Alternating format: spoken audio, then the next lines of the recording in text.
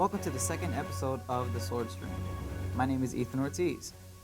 Recently, new furniture were seen being taken inside of Fischer Hall. After about 20 years of using the same furniture, the WLC Res Life staff pulled the trigger on new couches, sautés, and chairs inside of the freshman dorms. Most of the new furniture looks the same as the old, with a few minor changes. Most of the furniture was taken into the third floor, but a few pieces of furniture were also delivered to the first and second floors as well. More furniture will be arriving for Fischer in the coming months, with Steinmack being ready to go next. On Friday the 17th, Webb hosted a brand new event, Ghost in the Graveyard. To tell us more about how this event went down, we have an interview with Isaac KRAMER. Isaac KRAMER, and I'm the Spirited Community Builder here on campus. What that pretty much means is like all the athletic events, once theater productions and choir stuff picks up, I'll be doing and promoting those as well. But right now, I'm pretty much promoting athletic events. I promoted a football game and ran the halftime shows for that, and that went really well. We had a taco truck, and everybody had a lot of fun playing the games. I just had a men's soccer game on the 22nd that I ran a little soccer juggling competition, and we also handed out insomnia cookies. So as you can see, the theme for those is really there's always going to be food or a snack, and we're playing games at halftime to keep everybody kind of entertained and also get students involved. But one of the more fun events that I've already run that I liked a lot was Ghost in the Graveyard. We had the student body president, Jeremy De La Cruz. He was there, he played, he had a good time, along with Vice President Michael Sell and also Stuart Waller.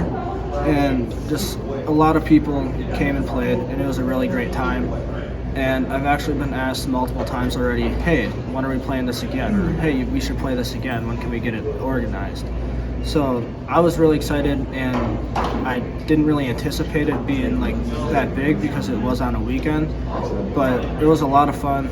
Everybody seemed to enjoy it. Had leftover snacks, so maybe next time if more of you guys want to show up, that'd be great. So the snacks are finished off.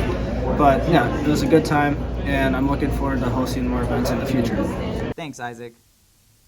On top of fun campus activities like Ghost in the Graveyard, we have also had many sporting events this past few weeks.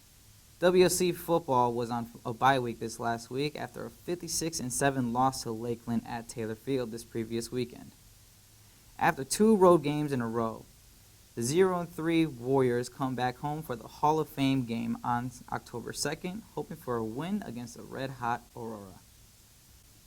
Men's golf took part in the Royal Lakes Invitational in Flowery Branch, Georgia this weekend, where they finished 8th place out of the 18th on Monday.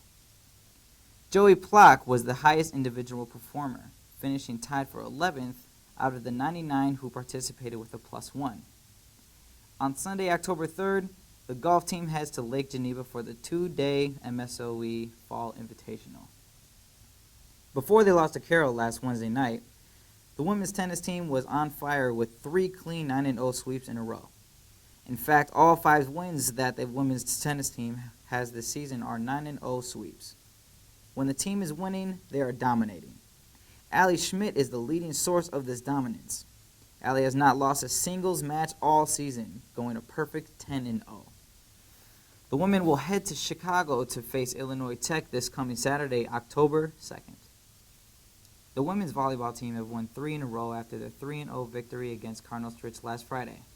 The volleyball team is 5-8 overall, but they hope that this hot streak is a sign of things to come as they head into October with a match against Illinois Tech this Friday at 7.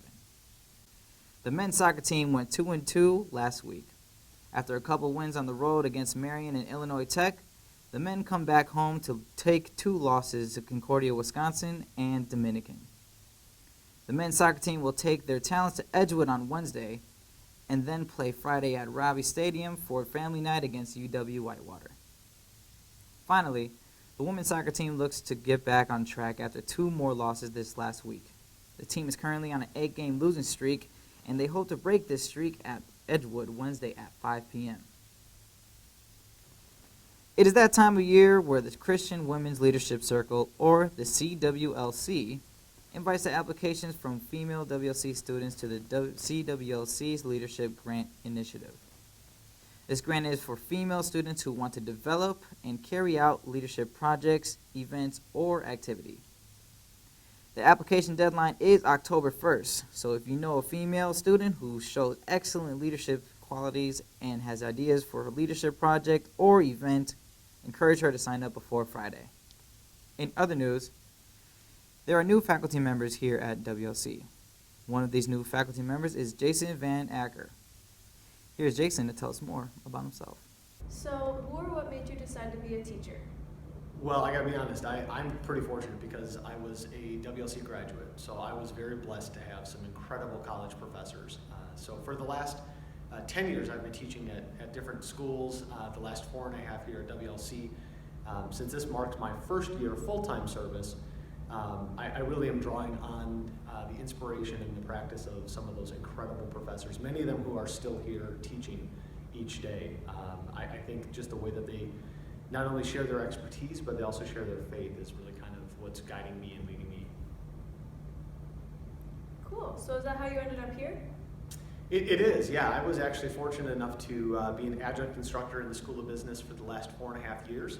And it's been a blessing to work with the students. So when an opportunity came around that I was able to do this full time, I knew it was a wonderful, great opportunity for me to be able to share my faith with my students, but also share my 20 plus years of marketing and business experience with them. Well, I've got a few classes that I really enjoy. We have a class that will be offered next spring. It's a digital and social media marketing class that we've kind of just reinvented.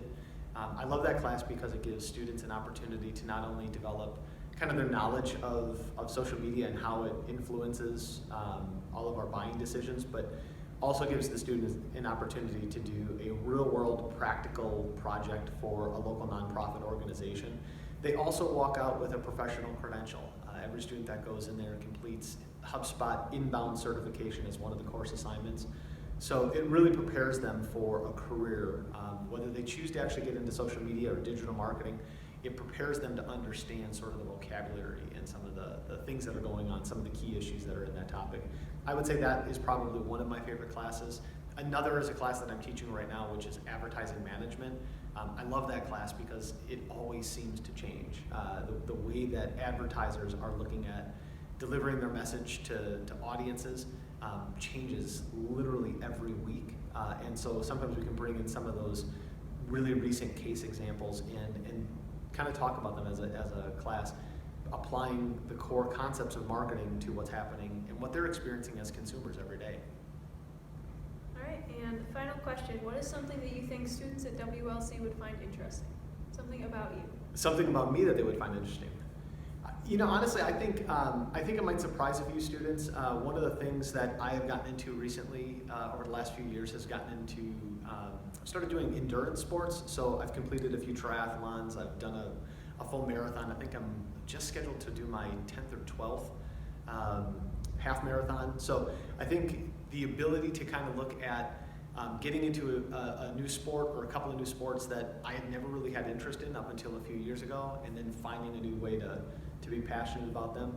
I think that might be something that's a little bit different. And I've taken a lot of the lessons that I've learned through training and preparing for races and ultimately enjoying and celebrating them.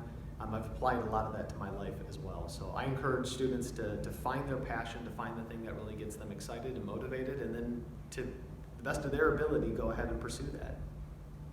All right, thank you very much. Thank you. Thank you. In Wisconsin sports news, we have the Brewers heading to the postseason for the 8th time in franchise history. The Brewers clinched the National League Central Division and their 4th consecutive postseason for the 3rd time in franchise history, with a win over the New York Mets on Sunday. The Brewers claim the number 2 seed in the National League and are set to face the winner of the National League East Division in the National League Division Series.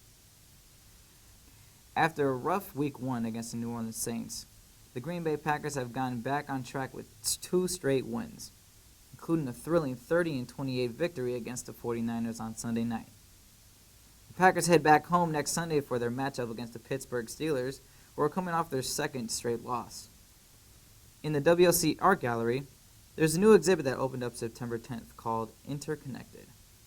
This exhibit features artwork by Beth Stoddard and Sarah Meredith.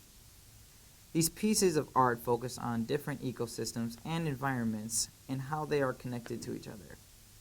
The exhibit will be open to all students until October 10th.